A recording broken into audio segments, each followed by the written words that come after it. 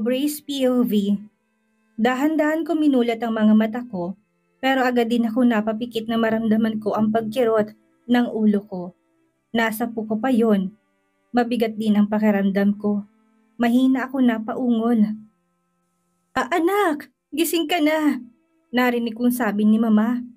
Nabakas doon ng saya at pagkagulat.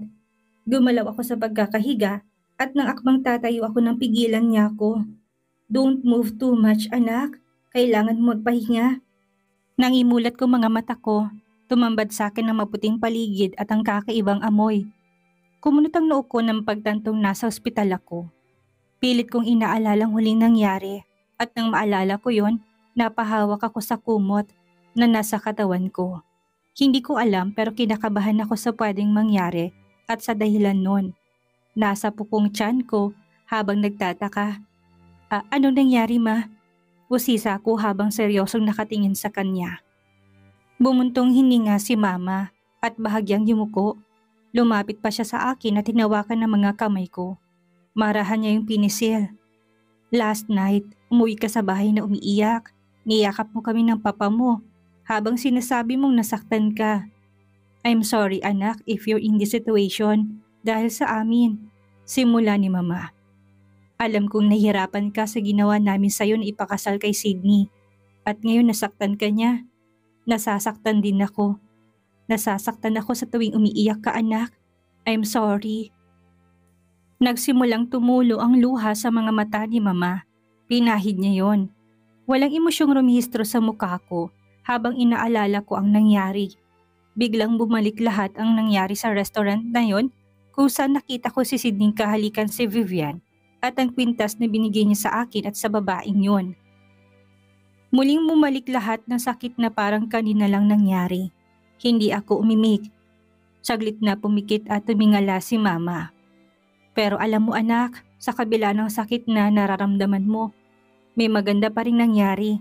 May dapat pa rin tayong ipagpasalamat dahil hindi na walang bata sa sinapupunan mo anak. Kahit umiiyak nagawa pa rin ni Mama ngumiti, pero muli siyang umiyak. Parang nabingi ako sa narinig ko mula kay Mama. Bata sa sinapupunan ko? Anong ibig niya sabihin? Buntis ako? Anong sabi mo Ma? Paanong? Tumango si Mama. Tama ang narinig mo anak, you're pregnant. Diretsong sagot ni Mama. Hindi agad ako nakasagot. Natulala ako dahil hindi ko alam ang i-react at mararamdaman ko. Paanong buntis ako? Gayong nag-pregnancy test ako pero negative ang lumabas doon. Napasinghap ako kasabay ng pagtulo ng luha sa mga mata ko. Bumaling ako sa tiyan ko at bahagya yung hinimas. Sumiklab ang matinding ligaya at saya sa puso ko dahil sa batang nasa tiyan ko na lumaban at kumapit sa akin. Naging malinaw sa akin ang nararamdaman kong saya dahil sa batang ito. Sa kabila na nangyari sa amin ni Sydney, masaya ako't isang blessing ang batang nasa tiyan ko. Dahil sa stress na nararamdaman mo, kaya sumakit ang tiyan mo pero pasalamat tayo dahil walang nangyaring masama sa bata. Okay lang ang bata, paliwanag ni Mama. Bumaling ako kay Mama habang nakangiti at umiiyak. Hindi ko ma-explain ang saya at excitement na nararamdaman ko para sa baby. Hindi man ito nakaplano pero itong isa sa pangarap ko at ng pamilya namin. Salamat Ma, sabi ko't sa kaniyakap siya ng mahigpit. Alam ko't naintindihan kong nararamdaman mo anak. Pero for now, wag munang isipin ang mga bagay na yon. Hindi ka dapat ma-stress at mapagod. Pagtuunan mo ng pansin ang baby mo. Payo niya habang hinihimas ang likod ko. Tumango-tango ako. Pinahid kong luha sa mga mata ko na maghiwalay kami ni Mama. Bumuntong hininga ako. Ma, kung maaari, huwag niyo po munang ipaalam kay Sydney ang tungkol sa bata. Sambit kong nakikiusap. Hindi kaagad nakasagot si Mama na alam kong hindi sang-ayon sa gusto ko. Pero sa huli tumango na lang si Mama. Sige na, magpahinga ka na. Kailangan mong magpakalakas para sa baby. Inalalayan niya ako humiga sa hospital bed. Seryoso kong tiningnan ang kisame habang hinihimas ang tiyan ko. Kahit na nasaktan ako, hindi ko pa rin pinagsisihan ang pagpapakasal ko kay Sydney. Mahal ko pa rin siya at ngayon na magkaka-baby na kami, mas pipiliin ko munang dumistansya sa kanya at ayusin ang sarili ko para sa bata. Mas mabuting hindi niya muna malaman ang tungkol dito. Hanggang ngayon hindi ko pa rin lubos maisip ang nangyari sa pagitan namin ni Sydney. Hindi ko inaasahan at inisip na darating kami sa puntong ito. Marahil dahil masyado akong sumaya na kasama siya. Paulit-ulit pa rin bumabalik sa isip ko ang nakita ko ng gabing iyon. Alam kong plano ni Vivian ang lahat para sirain kami ni Sydney. Hindi ako tanga para hindi yun malaman. Ang hindi ko matanggap, nagawa ni Sydney na puntahan ang babaeng yon habang busy siya at walang oras sa akin.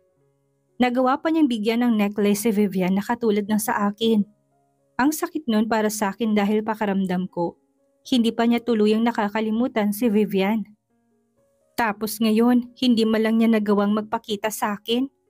Nag-aalala man lang ba siya sa kalagayan ko? Baka nga naguluhan lang siya noon sa nararamdaman niya para sa akin. We're here! Mabilis kong pinahid ang luhang pumatak sa mga mata ko nang marinig kong malakas na boses ni Mildred.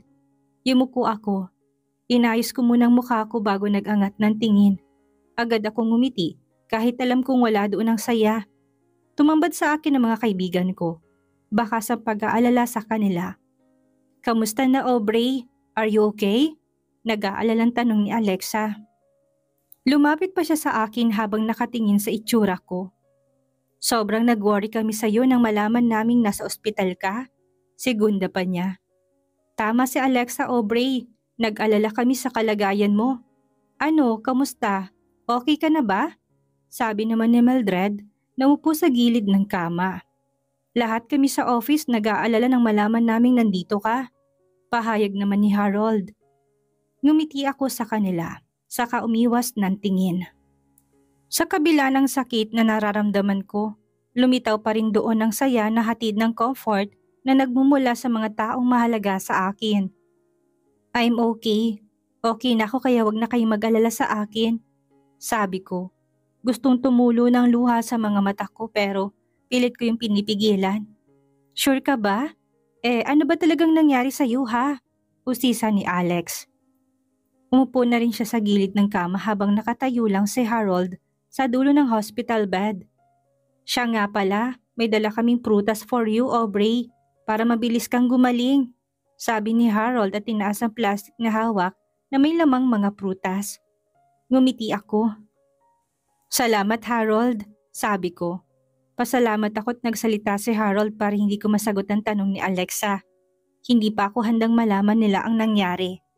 Nagsimulang ilagay ni Harold ang mga prutas sa table na nandoon kung nasaan ang iba pang pagkain ko. Hindi mo pa sinasagot ang tanong ni Alexa Aubrey. Ano bang nangyari sa'yo? Tanong naman ni Mildred. Akala ko'y hindi na nila iyon itatanong ulit. Pinagdikit ko mga labi ko. Sa isip ko'y nagbalikan ng lahat kung bakit ako nandito. Pinilit kong ngumiti. Dahil daw sa pagod at puyat, kaya ako nawala ng malay. Pagsisinungaling ko na lang. Bumuntong hininga si Alexa. Ikaw kasi masyado kang workaholic. Pati trabaho sa opisina dinadala mo sa bahay. Sermon ni Alexa. Yan tuloy, nagkakasakit ka. Siya nga pala, nasaan si Sydney? Sabat ni Harold. Natigilan ako at hindi ka agad nakasagot. Bumakas ang sakit sa mukha ko na agad kong tinago sa kanila. Pinilit kong itago ang nararamdaman ko. Nasa kumpanya siya. Sagot ko't ngumiti na kaagad ding napawi. Tumangu-tango na lang sila na labis kong pinagpapasalamat. Paano ka magkaka-baby niyan kung palagi kang puyat at stress sa trabaho? Anin ni Mildred. Bumaling ako sa kanya na bakas doon ang bahagyang gulat dahil sa tanong niya. Natigilan ako't hindi kaagad nakaimik. Ano ba kayong dalawa? Hayaan niyo kaya munang magpahinga si Aubrey. Masyado kayong maingay Saway ni Harold na napakamot sa noo. Maingay? Ang hina nga ng boses ko Pasigaw na sabi ni Mildred. Natampal naman ni Alexa ang noo ni Mildred. Tahimik ha? Tahimik yan sa'yo umi-echo nga ang boses mo sa silid. Sambit ni Alexa. Hindi ko na malayang napatawa na pala ako dahil sa kakulitan ng mga kaibigan ko. Nagpatuloy pa ang kulitan nila na nagparamdam sa akin ng comfort at ang pakiramdam na may mga tao sa paligid ko para bigyan ako ng dahilan na sumaya. Hindi ko inaasahang darating ang mga magulang ni Sydney kinaumagahan. Bakas ang pag-aalala sa mukha nila dahil sa kalagayan ko. Marahil alam na rin nila ang dahilan kung bakit ako nandito at ang nangyari sa amin ni Sydney. Kasalukuyan namang nag-aasikaso si mama ng mga papel para sa paglabas ko ng hospital at si papa ay nasa bahay dahil kailangan din itong magpahinga. Ngumiti ako sa kanila kahit na walang saya doon. Bahagya ako nagulat nang yakapin ako ni Tita Mercy bago siya umupo sa bakanting upuan malapit sa akin. Habang tahimik lang si Tito Alvin na nasa parteng dulo ng hospital bed. "Kamusta ka na, Iha? Are you feeling well?" Puno ng concern na tanong ni Tita Mercy sa akin. Kinuha pa niyang kamay ko at bahagya yung pinisil. "I heard what happened between you and my son," panimula niya. "I'm sorry, Iha, for what he did to you. He's totally jerk. Hindi ko kukonsintihin ang ginawa niya sa'yo. Ang saktan ka niya habang nasa tiyan mong batang dinadala mo." Gumuhit ang sakit sa mukha ni Tita Mercy at ang simpatya niya para sa akin. Hindi na ako nagulat na alam na nila ang tungkol sa bata. Karapatan din naman nilang malaman yon. Yumuko ako. Gusto na namang tumulo ng luha sa mga mata ko pero pinigilan ko. Nagangat ako ng tingin kay Tita Mercy. Wala pong kasalanan si Sydney sa nangyari sa akin dahil hindi naman po niya alam ang tungkol sa bata. Paliwanag ko. Nasaktan ako ni Sydney pero alam kong hindi niya gustong mapahamak ako at ang baby sakali mang alam niyang tungkol dito. "I'm sorry, Iha. I didn't believe na gawa ni Sydney ang bagay na yun sa'yo. At ang babaeng yun, she's desperate to get Sydney from you. Kaya ginawa niya yun. Pero I know there's something wrong about what happened. Baka hindi lang kayo nagkakaintindihan ni Sydney." Baka sanggalit ni Tita Mercy kay Vivian na alam kong hindi na niya gusto noon pa man. Nandoon din ang kagustuhan niyang maayos na namin ang lahat. Ngumiti ako. Sana nga po ganun lang ang nangyari. Sana misunderstanding lang at pag-uwi namin, maaayos pa. Pero ang katotohanan po hindi ganun. He cheated on me. Pinaniwala niyang mahal niya ako habang hindi pa rin niya nakakalimutan si Vivian. Puno ng sakit at hinanakit na pagtatapat ko. Parang sinasaksak ang puso ko habang sinasabi kong mga katagang yon. Pinilit kong hindi tumulong luha sa mga mata ko. Bumuntong hininga si Tita Mercy. Lumapit pa siya sa akin at bahagyang hinima sa mga palad ko. "Naiintindihan kong nararamdaman mo, Iha, at nasa sayong simpatya ko. Hindi ko mapapatawad si Sydney sa ginawa niya sa'yo. I'm sorry, Iha." Nangungusap ang mga mata ni Tita Mercy. "Wala po kayong kasalanan, Mama. Baka ako yung nagkulang at hindi naging sapat para kay Sydney. Stop saying sorry, Ma. Hindi niyo po kasalanan." Balik ko. Pero nasasaktan ako habang nakikita ka nasasaktan dahil sa kawalang hiyaan ng anak ko. You don't deserve this at ang baby mo. Patuloy ni Tita Mercy na bakas ang galit para sa anak. Pinilit kong ngumiti. "I'll be okay, Ma. Ano man na maging katapusan ng relasyon namin ni Sydney. Magiging okay din ang lahat para sa amin. Alam kong nasaktan ka, Iha, at naintindihan kong nararamdaman mo pero sana, bigyan mo pa ng isang pagkakataon si Sydney." Seryosong ani ni Tita Mercy na umaasang magiging okay kami ni Sydney. "Nagkamali man siya pero ang katotohanan ng asawa mo siya at ama ng magiging anak mo. Hindi yun mabubura ng pagkakamaling iyon." Hindi ako agad nakaimik. Yumuko ako ng bahagya. Hindi ko rin alam kung anong gagawin ko sakaling harapin ako ni Sydney. Pero isa lang ang alam ko, mahal ko pa rin siya at walang nagbago doon. Kinagat ko ang pang-ibabang labi ko. Nagangat ako ng tingin kay Tita Mercy. Hindi ko po ipagkakait kay Sydney ang magiging anak namin, pero sa ngayon, gusto ko po munang ilihim sa kanyang tungkol sa bata. Pagtatapat ko, mas mabuti po siguro kung bibigyan muna namin ng space ang isa't isa para sa aming mga sarili. Dagdag ko pa. I agree with you, Aubrey. Hayaan mo ma-realize ni Sydney ang kalokohang ginawa niya. Sabay kaming napalingon ni Tita Mercy nang sumabat si Tito Alvin sa usapan namin habang kita ko sa mukha niya ang galit para sa anak. Bumuntong hininga si Tita Mercy. "Siguro nga tama ka, Iha. Kailangan niyo ng space para sa isa't isa. Pero kapag handa ka na, sana maging okay ang lahat sa inyo ni Sydney." Ngumiti ako at tumango. Hindi na ako umimik dahil habang pinag-uusapan namin si Sydney. Nasasaktan ako dahil sa katotohanang hindi pa pala tuluyang nakakalimutan ni Sydney ang nararamdaman para kay Vivian. Pero alam ko sa kabila ng sakit na yon, hindi maitatagong mahal ko pa rin siya at ang pananabik ko na mayakap at makasama siya. Ayon sa doktor na tumingin sa akin, 1 month na akong buntis. Labis ko yung pinagtakhan dahil sumubok akong mag-pregnancy test pero negative ang lumbas doon. Pero ayon sa doktor, maaaring false result ang lumabas sa pregnancy test dahil sa ilang mga dahilan. Maaaring kulang ang amount ng urine sa pregnancy test at pwede ring dahil sa oras ng pag-test ko. Maraming pwedeng dahilan para mangyari yon.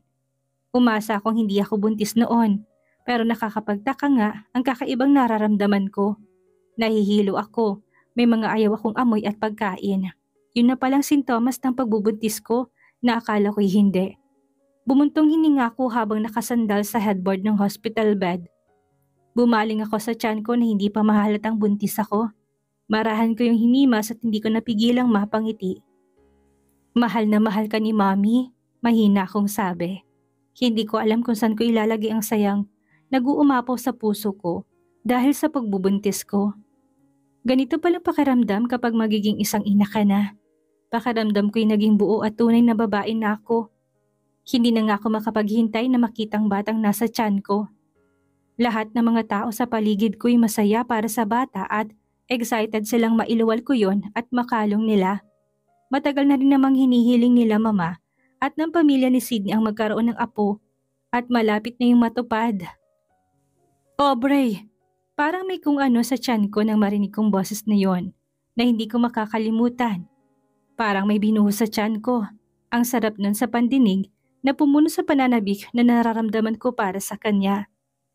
Pakiramdam ko'y napunan sa puso ko na marinig kong boses na yon na ilang araw ko nang hindi naririnig. Sydney? Sydney? Napakong tingin ko sa kanya. Hindi ako nakagalaw. Kahit gusto kong umiwas ng tingin sa kanya. Hindi ko magawa dahil alam kong sa sarili ko nananabik na ako makita siya. Meron sa loob ko na gustong tumakbo para lapitan siya at yakapin. Honey, masuyot marahang saad ni Sydney habang direktang nakatingin sa akin. Ni hindi kumukurap ang mga mata niya. Hindi ko alam pero nababanaan ko sa mukha niya ang pananabik. Can we talk? Aniya, humakbang siya ng ilang beses papalapit sa akin. Nang makabawi ako sa gulat at kabang nararamdaman ko, pinilit kong umiwas ng tingin sa kanya dahil kung titingin pa ako sa kanya, baka hindi ko na mapigilan ang sarili ko. Why are you here? Ilang araw na ako sa ospital, Sydney. Pero hindi mo man lang ako nagawang puntahan? Ay, oo nga pala. You're busy with the company. Kaya wala kang time para sa akin. Makahulugan at sarkastiko kong sambit. Sa bawat katagang binibitawan ko, pakiramdam ko'y pinipiga ang puso ko. Mas nare-realize ko lang kung ano lang ako kay Sydney. That is why I'm here, honey. To talk, para pag-usapan natin ang nangyari. Bumuntong hininga siya. I'm worried. Nag-alala ko nang malaman kong nasa hospital ka pero I choose to keep my distance dahil alam kong hindi mo pa ako kayang pakinggan. Ngayon umaasa akong handa ka na para marinig ang panig ko. Dagdag pa niya. Nang akmang lalapit siya sa akin, tinaas kong kamay ko para pigilan siya. Huwag kang lalapit sa akin. Diyan ka lang, utos ko sa kanya. Bakas ang kirot sa mukha ni Sydney pero sinunod niya ang gusto ko. Honey, please, let me explain. Ayusin natin to. Pagmamakaawa ni Sydney. Can you please stop calling me honey? Paano mo ko natatawag ng ganyan habang alam mo sa sarili mong hindi mo pa nakakalimutan si Vivian? Puno ng galit at hinanakit kong sabi. Bahagyang napataas na rin ang boses ko habang pinipigilan kong luhang gusto ng pumatak. Halatang pinipigilan ni Sydney ang sarili dahil sa pagbuga niya ng hangin. Bahagya pa siyang kumiling. I'm sorry, honey. I'm sorry kung nasaktan ka. I'm sorry kung nararamdaman mong ginawa kitang panakip-butas. I'm sorry kung nararamdaman mong niloloko kita. I'm sorry kung akala mo hindi kita mahal. I'm sorry. Seryosong aniya na bakas doon ang labis na lungkot. Kung kailangan kong humingi ng tawad sa lahat ng yon, gagawin ko. Huwag ka lang mawala sa akin. Hindi ko alam ang mararamdaman ko sa narinig ko. Pero dahil sa nararamdaman kong sakit, nagawa kong lagyan ng harang ang sarili ko sa lahat ng sasabihin ni Sydney. Sarkastikong napangiti ako. Sydney, please, kahit ngayon lang magpakatotoo ka naman sa sarili mo para hindi tayo parehong naghihirap at nasasaktan ng ganito. I give my all to you, Sydney. Inayos ko muna sarili ko dahil ayaw kong ibigay yun ng hindi buo. Pinilit kong ayusin lahat para masabi kong totoo kitang mahal. Ang unfair mo kasi, Sydney eh. Tinanggap mo ko habang hindi ka pa buo, habang hindi ka pa tuluyang magaling mula sa nakaraan mo. Puno ng hinanakit kong sambit, nasuklay ni Sydney ang sarili niyang buhok gamit ang mga daliri niya. Napakiling pa siya at binasa ng laway ang mga labi niya. Malungkot siyang ngumiti. At sa tingin mo, nagpapanggap lang ako sa lahat ng pinakita at pinaparamdam ko sa'yo? Kaya nga nandito ako sa harap mo, kasi nagpapakatotoo ako sa sarili ko. Balik niya na puno ng emosyon doon, bumuntong hininga siya. Okay, fine. Naintindihan ko kung anong nararamdaman mo ngayon. Alam kong nasaktan ka at hindi kita masisisi sa bagay na iniisip mo tungkol sa akin. Pero sana naman, huwag mong hayaang masira tayo dahil kay Vivian. Alam mo plano niya lahat ng ito. Dagdag pa niya, ngumisi ako. Hindi ko kinayang pigilan ang luha sa mga mata ko. Sabay-sabay yung tumulo. Hindi ko alam ang mararamdaman ko sa mga sinabi ni Sydney. May bumubulong sa akin na patawarin siya sa nangyari. Alang-alang sa batang nasa sinapupunan ko. Alam ko yun, Sydney. Pero alam mo yung masakit? Marahas kong pinahid ang luha sa mga mata ko. Ako, hindi mo binigyan ng oras dahil busy ka sa kumpanya. Kahit konting oras man lang para sa akin, hindi mo na ibigay. Pero nagawa mong puntahan ng babaeng yon. Ang hindi ko pa matanggap, binigyan mo siya ng kwintas na katulad ng binigay mo sa akin. Sana naman hindi mo pinahalata para hindi ko nalaman. Umiiyak kong sumbat sa kanya. Pumikit ng saglit si Sydney.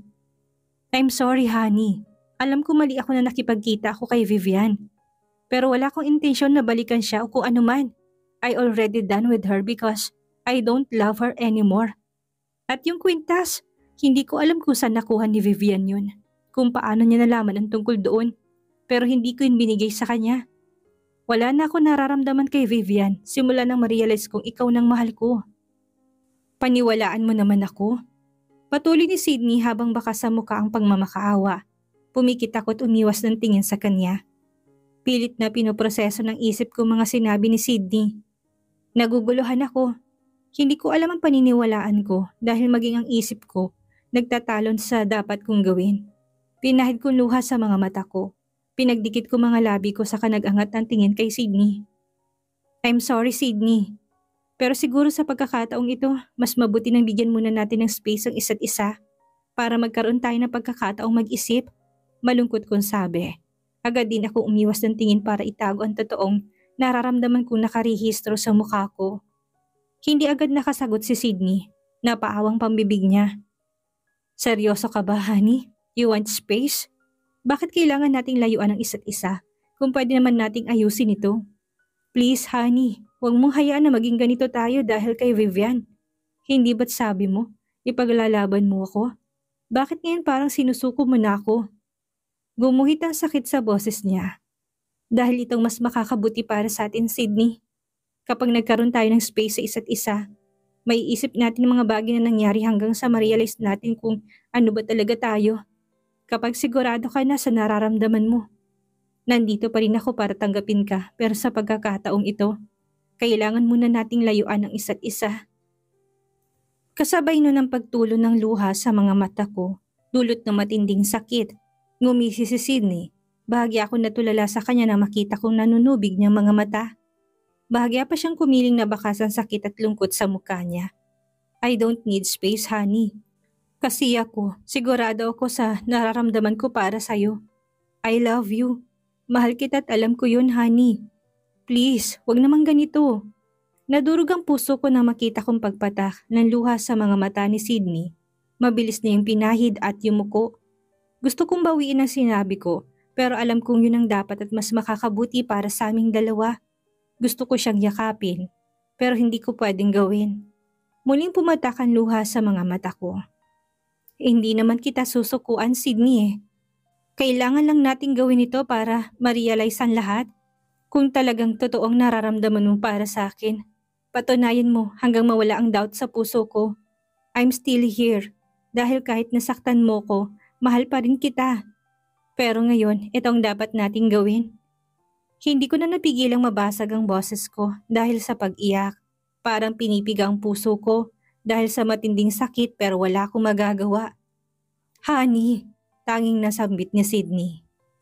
Pinahid niya ang luha sa mga mata at masuyo akong tiningnan.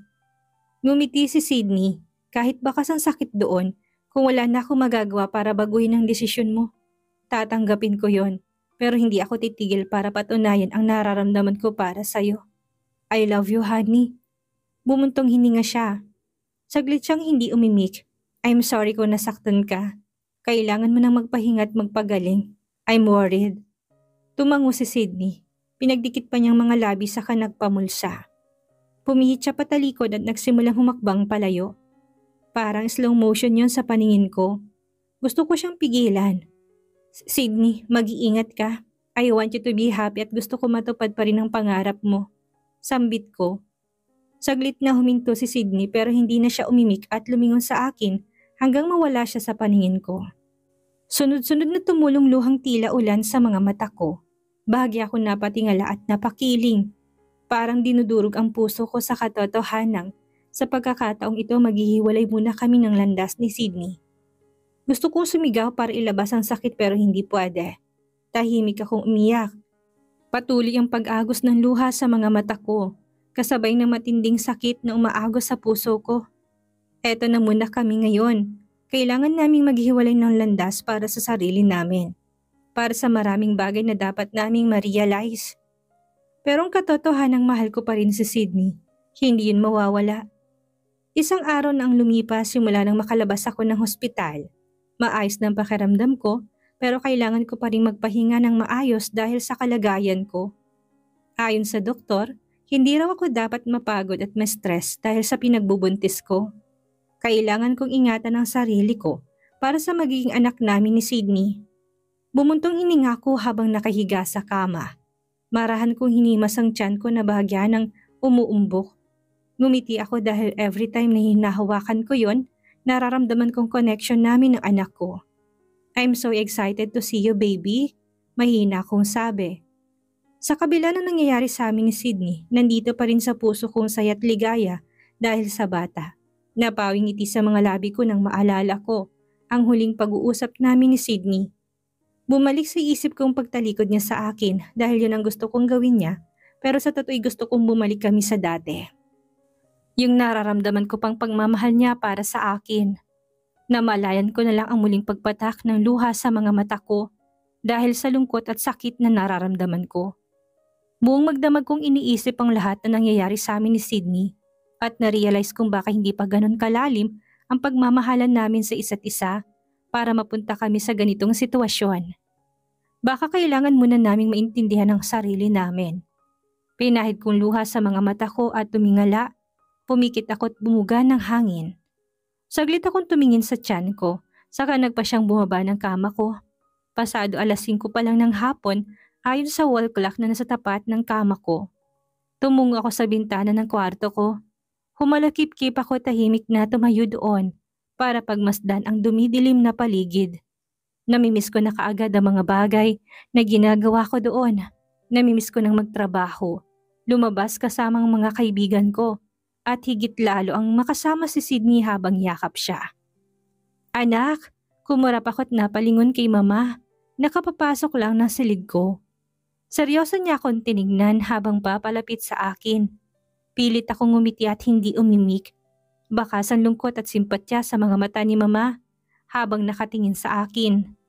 Bumuntong hining siya at bahagyang kumurap. Kamusta ka na anak? Alam kong hindi ka pa okay. Pero gusto kong itanong kung okay ka para malaman mong kailangan mong maging okay. Makahulog ang ani ni mama. Alam mo ba noong una pa lang kami ng papa mo? Sobrang saya naming dalawa at ramdam ko ang pagmamahal niya sa akin.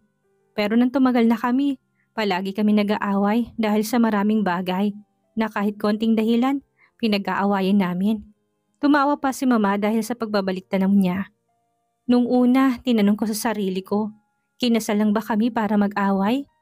Pero na-realize kong pag-aaway, hindi yan para sukuan yung isa't isa. Hindi yan para maghiwalay kayo. Kung hindi para intindihin niyo ang isa't isa. Para unawain ang bawat isa. Para subukin kung hanggang saan ang pagmamahal na kaya mong ibigay sa asawa mo. Natural na mag-aaway at magkakatampuhan ng mag-asawa. Pero hindi natural na maghiwalay dahil lang sa problema at pagsubok. Mahabang paliwanag ni Mama. Simple pa siyang ngumiti. Saglit akong yumukot na gangat ng tingin kay Mama. Alam niyang nangyari sa amin ni Sydney at ang naging desisyon ko na pansamantalang bigyan muna namin ng space ang isa't isa. Ngumiti ako nang maalala kong masasayang araw namin noon ni Sydney. Noong mga panahong ramdam kong pagmamahal niya at kung gaano siya kalapit sa akin. Pero bigla yung nagbago ng isang iglap. Bigla siyang nawalan ng oras sa akin habang binibigyan niya ng oras yung ibang babae. Napalitan ng sakit at pait ang ngiting iyon. Akala ko hindi na matatapos ang saya't ligayang nararamdaman ko every time nakasama ko si Sydney. Nararamdaman kong pagmamahal niya sa akin sa bawat yakap at halik niya pero bigla yung nagbago. Ma, nawalan siya ng oras sa akin at pakiramdam ko. Ang layo na niya. Ang masakit habang busy siya at hindi ako mabigyan ng oras. Nabigyan niya ng panahon si Vivian para puntahan. Muli na naman tumulong luha sa mga mata ko. Pero alam kong plano ni Vivian ang lahat ng yun para sirain kami pero hindi ko maintindihan. Hinayaan niyang gawin siyang kasangkapan ni Vivian para saktan ako. Puno ng hinanakit kong sambit. Bumakas ang pag-aalala sa mukha ni Mama. Kinuha niyang palad ko't bahagya yung pinisil. Valid ang dahilan mo kung bakit ka nasasaktan, nak. Karapatan mo masaktan dahil babae ka at asawa ka pero ikaw na rin ang nagsabi. Plano ni Vivian ang lahat ng yun para sirain kayo at sa tingin mo, sinong talo kung mananatili kayong ganito? Balik ni Mama. Isusuko mo na ba si Sydney kay Vivian kahit alam mong mahal mo siya? Hindi agad ako nakasagot. Pinahid kong luha sa mga mata ko't pilit na pinatigil yon. Napapagod na akong umiyak dahil sa bawat oras na naaalala ko nangyari sa amin ni Sydney. Kusang tumutulong mga luha ko. Hindi ko susukuan si Sydney, Ma. Hindi ko isusukong marriage at ang batang nasa tiyan ko. Pero sa pagkakataong ito, kailangan siguro namin ng space para sa isa't isa. Pagtatapat ko. Hindi ko kayang isuko si Sydney dahil mahal ko siya. Masakit para sa akin ito pero gusto ko kapag bumalik na kami sa isa't isa. Pareho na naming naayos sa mga sarili namin. Tama ka, Ma. Ako ang talo kung hahayaan ko makuha ni Vivian si Sydney. Pero kung talagang mahal niya ako, hindi niya hahayaang makuha siya ni Vivian. Suminghap ako.